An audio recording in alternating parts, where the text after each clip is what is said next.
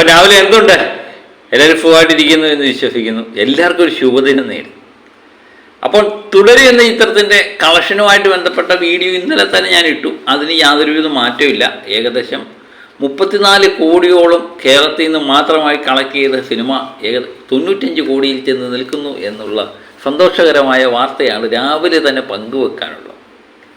അപ്പോൾ ഇന്ന് കൊണ്ട് ഇത് 100 കോടി കടക്കുന്ന ഒരു ചിത്രമായിട്ട് മാറും. ഇന്നലെയും കേരളത്തിൽ നമ്മൾ പറഞ്ഞതുപോലെ തന്നെ 6.5 കോടിക്ക് മുകളിലുള്ള കളക്ഷനാണ് ഇന്നലെയും കേരളത്തിൽ കിട്ടിയത്.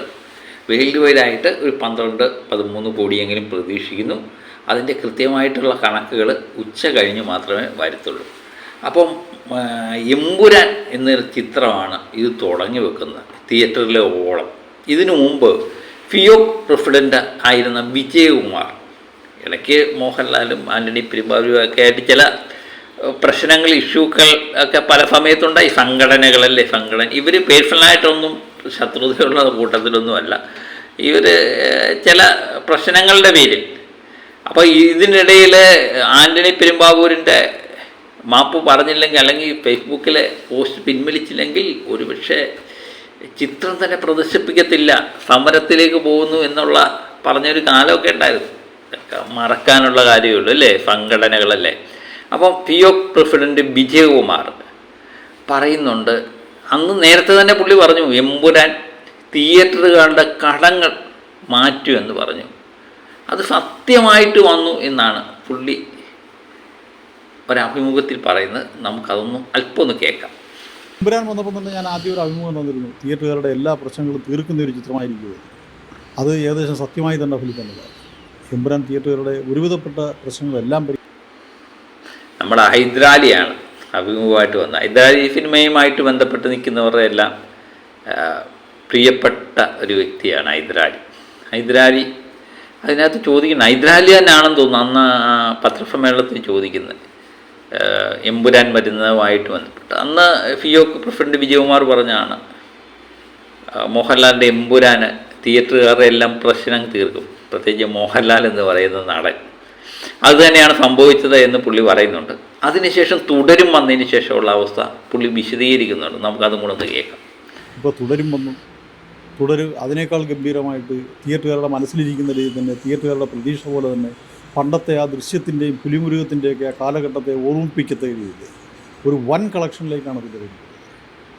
അത് അനിയന്ത്രിതമായി ജനങ്ങളാണ് തിയേറ്ററിലേക്ക് വരുന്നത്. വർഷങ്ങളായി സിനിമ കാണാത്ത 7-8 വർഷം കൊണ്ട് തന്നെ ഈ മിനി സ്ക്രീനിൽ മാത്രം പടം കണ്ടുകൊണ്ടിരുന്ന ജനത്തെയാണ് തിയേറ്ററിൽ കൂട്ടത്തോടെ രഞ്ജിത്തും തരുൺമൂർത്തിയും മോഹൻലാലും കൂടെ ആവാഹിച്ചുകൊണ്ട് വന്നു എന്ന് പറയുന്നത്. നമ്മുടെ മണിച്ചിത്രത്താഴിലെ നമ്മുടെ ശോഭന ആവാഹിച്ചുകൊണ്ട് വരുന്നത്. പുള്ളി പറഞ്ഞേക്കുന്ന പടങ്ങളെല്ലാം ശ്രദ്ധിച്ചോ? ദൃശ്യം, പുലിമുരുകൻ, ഇപ്പം തുടരും, എമ്പുരാൻ, എല്ലാം ലാലേട്ടൻ ചിത്രങ്ങൾ തന്നെ.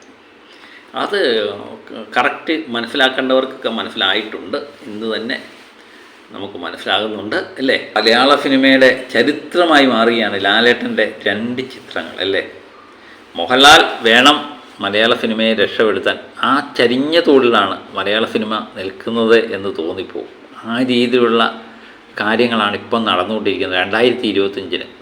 ഇപ്പം കഴിഞ്ഞ കാലം ഒന്ന് നമ്മൾ ചിന്തിച്ച് നോക്കിയാലേ വളരെ രസകരമാണ്. കാരണം 2 കൊല്ലമൊക്കെ മുമ്പ് മോഹൻലാൽ ഫീൽ ഔട്ട് ആവുന്നു, മോഹൻലാലിന് ഇനി ഒന്നും നടക്കില്ല, പാവം വരത്തില്ല, രൂപം വരത്തില്ല, എന്താ പറയുന്നത്, മോഹൻലാലിൻ്റെ ഒരു ചിത്രം പോലും വിജയിക്കത്തില്ല എന്നൊക്കെ പറഞ്ഞ ഒരു കാലം ഉണ്ടായിരുന്നു. അതിൽ നിന്നൊക്കെ എന്തു മാറിയിരിക്കുന്നില്ലേ ഇപ്പോഴത്തെ അവസ്ഥയോ. ലാലേട്ടൻ വേണം, ലാലേട്ടനെ കൊണ്ട് മാത്രമേ കഴിയൂ മലയാള സിനിമയെ രക്ഷപ്പെടുത്താൻ എന്ന് സംഘടനകൾ പറയുന്ന സമയത്തേക്ക്. അതാണ് മോഹൻലാൽ എന്ന് പറയുന്ന പ്രതിഭ. അപ്പം പലരും നമ്മളെ ഇല്ലാതാക്കാൻ ശ്രമിക്കും, പലരും നമ്മളെ തേജോവധം ചെയ്തുകൊണ്ടേയിരിക്കും, പലരും നമ്മളെ വിമർശിച്ചുകൊണ്ടേയിരിക്കും. മോഹൻലാൽ ഒരു അഭിമുഖത്തിൽ പറഞ്ഞ പോലെ, മോഹൻലാൽ എന്ന് പറയുന്ന നടൻ പൊതുഫത്തല്ലേ, ആർക്കും എന്ത് വേണമെങ്കിലും പറയാം. പക്ഷേ അയാളൊന്ന് തുനിഞ്ഞിറങ്ങിയാലുണ്ടല്ലോ അതിനെ തടുക്കാൻ ആർക്കും പറ്റില്ല എന്ന് തന്നെയാണ് ഈ 2 സിനിമകൾ തെളിയിച്ചിരിക്കുന്നത്. ഇനി പുതിയ പുതിയ പ്രതീക്ഷകളും സങ്കല്പങ്ങളും ഒക്കെ തിയേറ്റർ ഉടമകൾ കണ്ടു. തിയേറ്ററുകാരെന്നും പറയുന്ന ഒരു കാര്യമാണ്, ഒരു ലാലേട്ടൻ സിനിമ വരണം. പണ്ട് നിങ്ങൾ ഓർക്കുന്നു മോഹൻലാലിൻ്റെ ചിത്രങ്ങളെല്ലാം ദൃശ്യം ഉൾപ്പെടെയുള്ളത്, ദൃശ്യം 2 ഉൾപ്പെടെയുള്ളത് OTT-കാർക്ക് കൊടുത്തപ്പം ഈ ഫിയോ പ്രസിഡന്റ് വിജയകുമാർ തന്നെയാണ് പറഞ്ഞത്, ലാലേട്ട സിനിമകൾ തിയേറ്ററിൽ വന്നാൽ മാത്രമേ ഞങ്ങൾക്ക് രക്ഷയുള്ളൂ. ഈ മോഹൻലാൽ തുടർച്ചയായിട്ട് ഇങ്ങനെ OTT കൊടുത്തു കഴിഞ്ഞാൽ ഞങ്ങൾക്ക് ബുദ്ധിമുട്ടാണ് എന്ന് പറഞ്ഞു. പിന്നെ വേറൊരു സംഘടനയുടെ നേതാവ് പറഞ്ഞിട്ടുണ്ടായിരുന്നു, സൂപ്പർ സ്റ്റാറുകളെ കുറച്ച് നാൾ കാണാതിരുന്നു കഴിഞ്ഞാൽ ജനങ്ങൾ മറന്നോളുമെന്ന്. അതൊക്കെ എവിടെ പോയി നിൽക്കുന്നു എന്നറിയില്ല, അവരൊക്കെ എവിടെ പോയി ഒളിച്ചു എന്നും നമുക്കറിയില്ല. അതിനിടയിൽ വേറെ ഒരു സംഭവം വന്നായിരുന്നു, അതും നിങ്ങൾ ഓർക്കുന്നുണ്ടാകാം. എമ്പുരാൻ റിലീഫ് ആകുന്ന സമയത്ത് തന്നെ സംഘടനകൾ സമരം പ്രഖ്യാപിച്ചേക്കും എന്ന് വാർത്തകൾ വന്നായിരുന്നു. അതൊക്കെ അവരൊക്കെ എവിടെ പോയി എന്നുള്ളത് മാത്രമാണ് ഇപ്പം എനിക്ക് ചോദിക്കാനുള്ളത്. അപ്പം 2 ചിത്രങ്ങൾ കൊണ്ട് മലയാള സിനിമയിൽ സംബന്ധിച്ച സാമ്പത്തിക പ്രശ്നങ്ങളെല്ലാം തീർത്ത ഒരു വ്യക്തിയാണ് മോഹൻലാൽ. അതുപോലെ തന്നെ പല പ്രശ്നങ്ങളുണ്ടായിരുന്നു. തിയേറ്ററുകാരുടെ ഉടമകളുടെ പ്രശ്നങ്ങൾ അവർ പറഞ്ഞായിരുന്നു, നിർമ്മാതാക്കൾ അവരുടെ പ്രശ്നം പറഞ്ഞു. ഒരു പ്രമുഖ നിർമ്മാതാവ് പറഞ്ഞു 100 കോടി ഷെയർ കിട്ടിയ ഒരു ചിത്രം പോലും മലയാളത്തിലില്ല. അതെവിടെ? ആദ്യമേ അതിനുള്ള കാര്യമായിരുന്നു ചെയ്തു കൊടുത്തത്. എമ്പുരാനിലൂടെ 100 കോടി പിടിച്ചു. ഇനി ഒരിക്കലും നിങ്ങൾ ഇങ്ങനെ പറയരുത്, മലയാള സിനിമയെപ്പറ്റി ഇങ്ങനെ പറയാൻ പാടില്ല. കാരണം 100 കോടി ഷെയർ കിട്ടാത്ത ഒരു സിനിമ പോലും മലയാളത്തിൽ ഇല്ല എന്ന് ഒരിക്കലും പറയരുത്. മറ്റു ഭാഷക്കാരുടെ മുന്നിൽ നമുക്ക് നാണക്കേടാ. ഇന്നാ പിടിച്ചു എമ്പുരാൻ 100 കോടി. അതിനുശേഷം അത് വല്ലപ്പോഴും സംഭവിക്കുന്ന ഒരു കാര്യമാണ് എന്ന് ചിന്തിച്ചിരിക്കുമ്പോഴാണ് അടുത്ത സാധനം തുടരുക എന്ന ചിത്രം. ഇതിവിടം കൊണ്ട് തീരുന്നു എന്ന് നമ്മൾ പ്രതീക്ഷിക്കുന്നില്ല.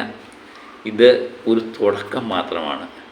ഈ തുടക്കം 2025 മൊത്തം നീണ്ടു നിൽക്കട്ടെ എന്ന് തന്നെയാണ് നമ്മൾ പ്രതീക്ഷിക്കുന്നത്, അല്ലേ? അപ്പോൾ ഇത് വിമർശിക്കാനും ഒക്കെ ആൾക്കാരുണ്ട്. അത് അവരുടെ വേദനയാണ്, അവരുടെ സങ്കല്പങ്ങളെല്ലാം തകർന്നു പോയതിൻ്റെ ഒരു വിഷമമാണ്. അതൊക്കെ നമുക്കങ്ങ് കളയാം. കാരണം പുതിയ പുതിയ ചിത്രങ്ങളും പുതിയ പുതിയ പ്രതീക്ഷകളും ഒക്കെ ആയിട്ടാണ് മലയാള സിനിമ മുന്നോട്ട് പോകുന്നത്. അത് അങ്ങനെ തന്നെ വേണം. മത്സരങ്ങളാകാം, ബഹളങ്ങളാകാം, ഫാൻസുകൾ തമ്മിൽ ഫൈറ്റാകാം, പക്ഷേ അതെല്ലാം മലയാള സിനിമയ്ക്ക് വേണ്ടി മാത്രമായിരിക്കണം എന്നുള്ള മാത്രം ഓർമ്മിപ്പിച്ചുകൊണ്ട് ഈ രാവിലെ തന്നെ ഞാൻ നിർത്തുകയാണ്.